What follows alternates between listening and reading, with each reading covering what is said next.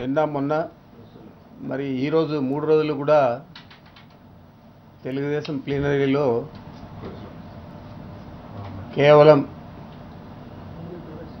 పరనిందే ఎక్కువ చేస్తూ కొంచెం తగ్గించి ఆత్మస్థుతి చేసుకోవడం జరిగింది. ప్రతిపక్షాన్ని ఏకదాటిన చంద్రబాబు నాయుడు గారు గంటల తరబడి విమర్శించడం జరిగింది. మరి ఈరోజు చూస్తే మహానాడులో బాబు ఎక్కువ ప్రస్తావించింది జగన్ గురించి 507 సార్లు, వైఎస్ఆర్ అంటే రాజశేఖర రెడ్డి గారి గురించి 212 సార్లు, వైఎస్ఆర్ కాంగ్రెస్ పార్టీ గురించి 78 సార్లు, సాక్షి పేపర్ గురించి 18 సార్లు, మొత్తం కలిపి 805 సార్లు ప్రతిపక్షాన్ని జగన్మోహన్ రెడ్డి గారిని టార్గెట్ చేస్తూ మాట్లాడడం జరిగింది. అదేవిధంగా తెలుగుదేశం పార్టీ గురించి 161 సార్లు, ఆత్మస్థుతి అంటే తన్ను గురించి తను పొగుడుకున్నాడు 117 సార్లు, రామారావు గారి గురించి 83 సార్లు అతి తక్కువగా ప్రస్తావించడం జరిగింది. మరి ఇవన్నీ చూస్తూ ఉంటే అతనికి వైఎస్ఆర్ కాంగ్రెస్ పార్టీ అంటే జగన్మోహన్ రెడ్డి గారంటే భయము ఆందోళన ఉన్నాయని చెప్పి చెప్పకనే అతనే చెప్పుకుంటూ ఉన్నాడు. రాష్ట్ర ప్రజలందరూ కూడా ఏవగించుకునే విధంగా ఆయన మొత్తము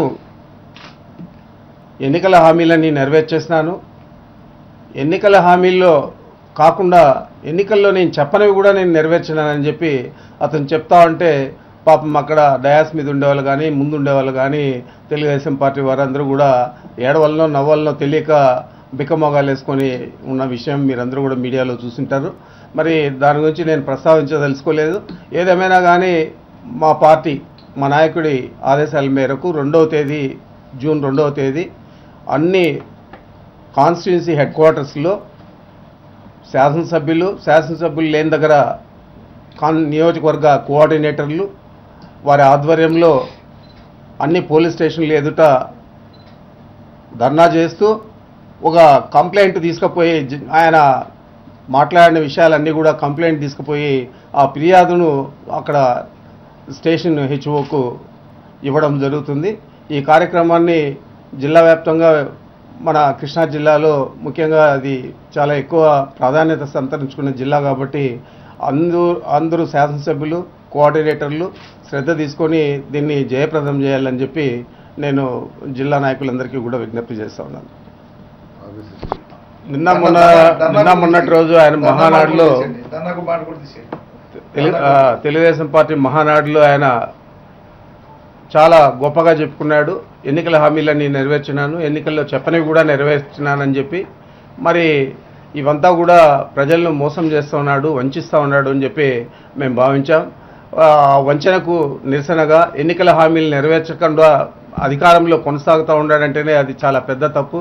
మరి అధికారంలో కొనసాగుతూ తిరిగి మళ్ళా అబద్ధాలనే చెప్తూ ఆయన మొత్తం నేను నెరవేర్చినానని చెప్పి ప్రజల్ని మోసం చేసే పద్ధతిలో ఆయన చేస్తున్నాడు. కాబట్టి ఆ వంచనకు నిరసనగా మేము ఆ వంచన మీద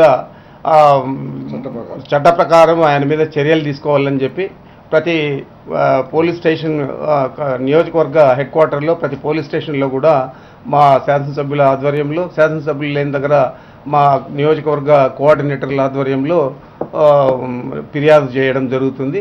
దాన్ని వంచన దినంగా మేము 2వ తేదీని పాటిస్తున్నాం.